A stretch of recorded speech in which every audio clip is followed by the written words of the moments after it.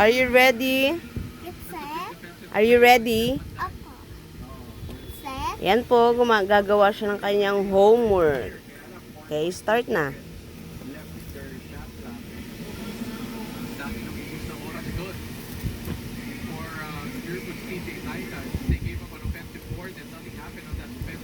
Ididikit niya po yan. Yan. Ididikit niya dun sa letter O. Anong color yung dinidikit mo, Bon? Orange po. Very good.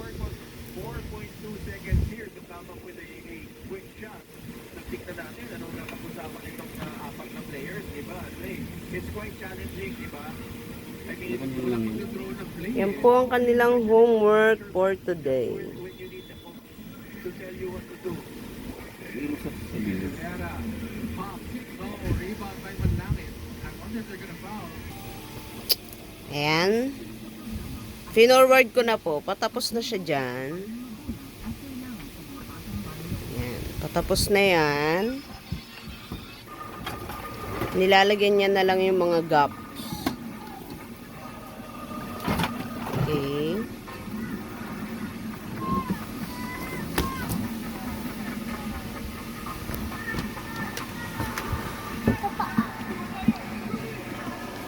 Yan na. O for orange. Okay. Yan. Dito naman po siya. Ang sabi sa direction is, i-color daw po niya yung mga letter. Oh. Letter. Po. Opo. Very good. Okay, start.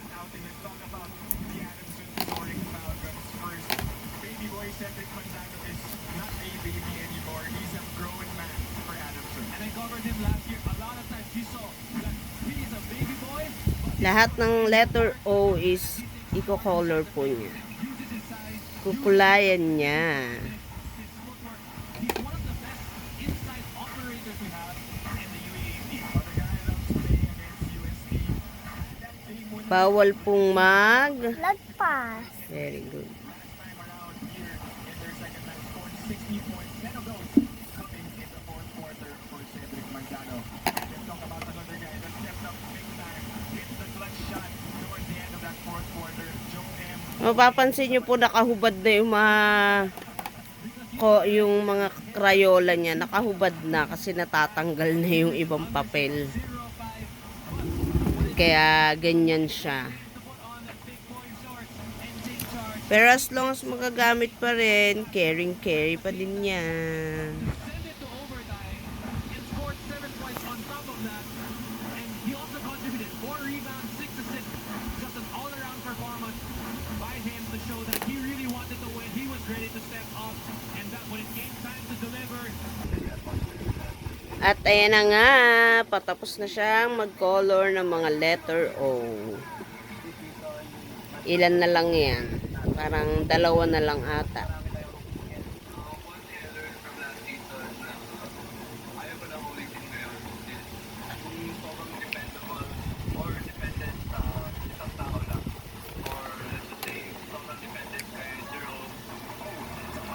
Yan. Last one na ata yan na letter O.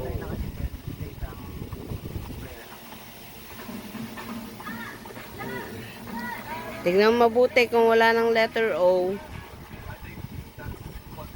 Wala na ba? Opo. Done ka na dyan?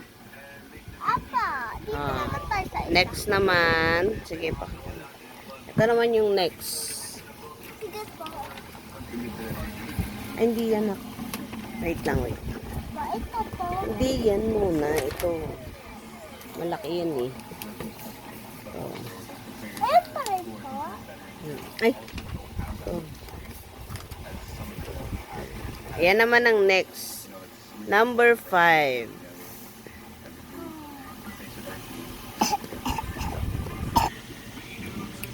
Yan. Tracing naman siya. Tracing. Iba't ibang activities to eh. For now, nasa tracing siya. Yan.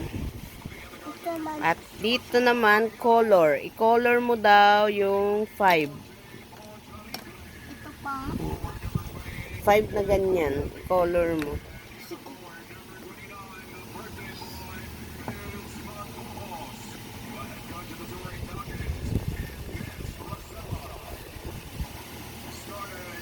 Okay. Okay, next.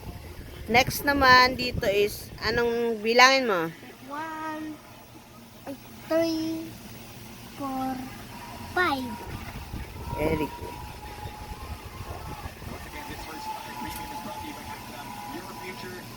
Very good. Tapos to, yan. I-trace mo daw yan. Tamang pagsulat ng letters.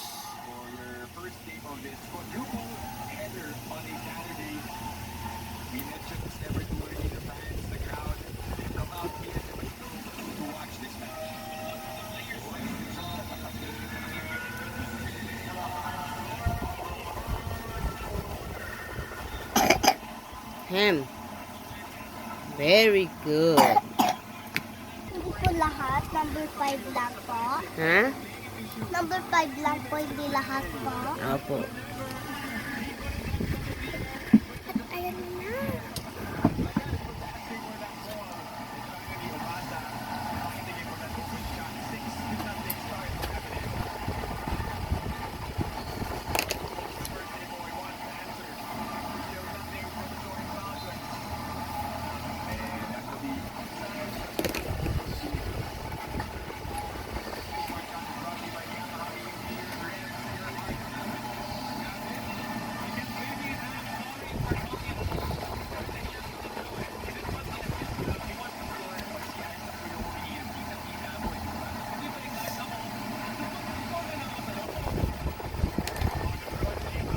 Next naman is, kukulayan mo kung ilan yung mga character na nasa loob ng Box. box. Very good. Okay, count mo. Ilan daw to? 3 po.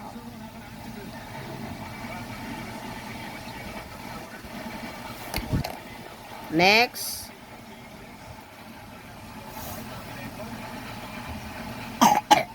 Hem. Ayusin mo, anak.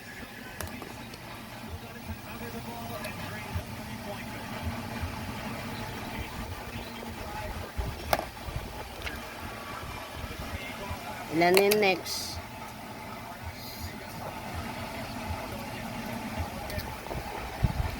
Ilan yan? Sabihin mo. 4 po.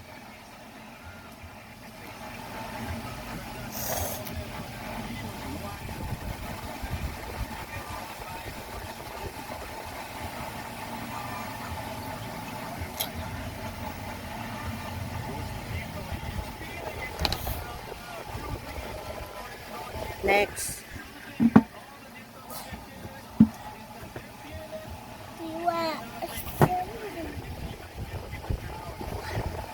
Next. 4 po.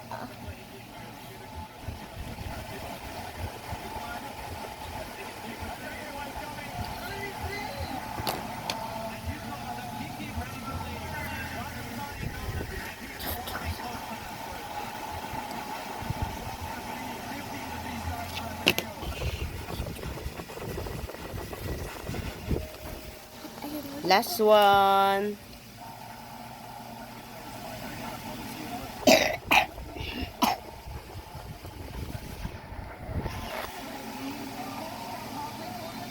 Sorry po kasi meron siyang ubo. Inuubo na naman siya. And tcharan! Wait lang sa susunod. Baba! And tcharan! Next! Okay. Ano yan, Bon? Mata po. Very good.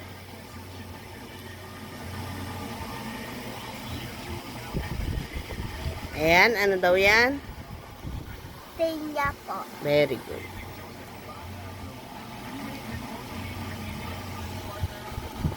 Yan naman ay Kamay po. Very good.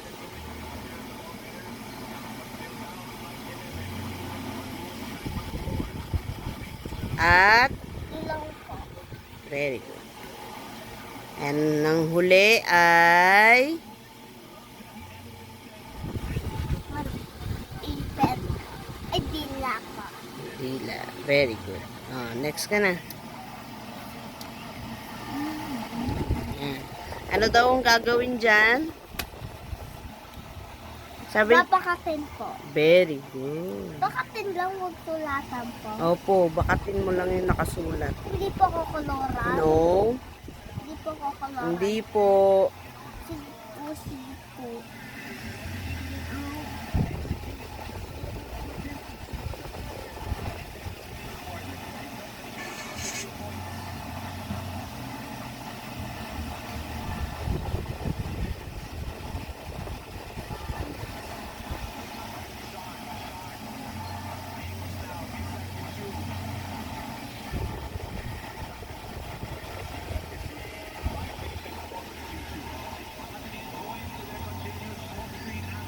Puro ganyan lang. N yan, N. N.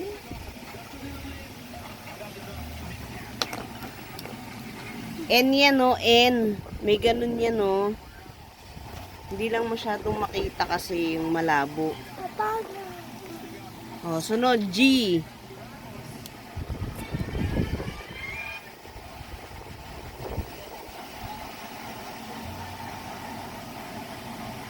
A.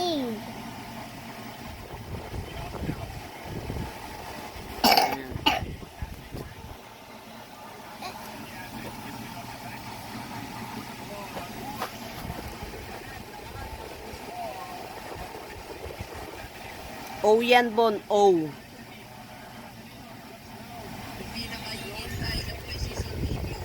Hindi kasi masyadong makita ang labo kasi ng pagka-print.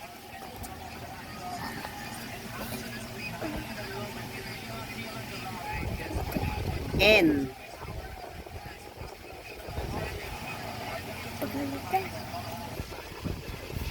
Oops.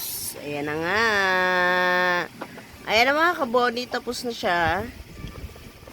Ayan. Ito pa yung iba niyang ginawa. Ito. Ayan. At ito. Tatlo ang homework niya ngayon eh. Ayan. So, bye-bye muna for now mga kaboni. Bye! Bye po! Bye po, Teacher Paula.